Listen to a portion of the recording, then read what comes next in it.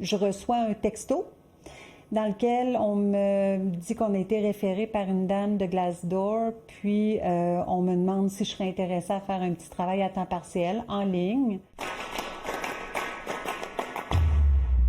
Suzy croit qu'elle travaille pour SEO Clarity, une réelle entreprise américaine qui fait du référencement naturel sur le web. De ce que j'ai compris dans ce qu'on m'a dit, c'est que cette compagnie-là, en fait, elle est mise en place pour répondre à un besoin d'entreprises qui veulent mettre leurs produits de l'avant.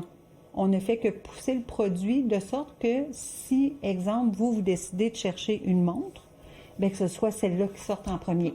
Rapidement, on lui demande d'envoyer de l'argent pour effectuer ses tâches. Et en retour, on lui promet de généreuses commissions.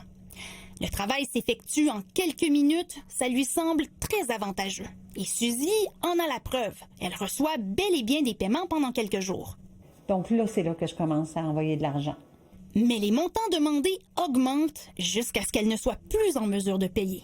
Là, je suis obligée de faire des prêts. C'est de l'argent que j'ai pas, là. En réalité, Suzy n'a jamais travaillé pour SEO Clarity.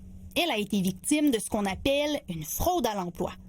En une dizaine de jours, elle a perdu 12 000 $.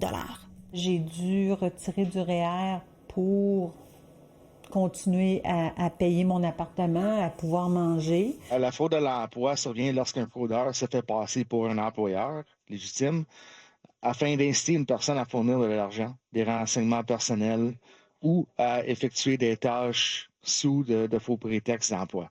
Les pertes rapportées au Centre antifraude pour ce type de fraude ont augmenté de plus de 1000 % en 5 ans. Le pourcentage, c'est le type de fraude qui augmente le plus rapidement. La vraie SEO Clarity confirme qu'il s'agit d'une fraude. Par courriel, l'entreprise a déclaré « Nous avons pris des mesures fermes et proactives pour perturber les activités des fraudeurs et avertir le public.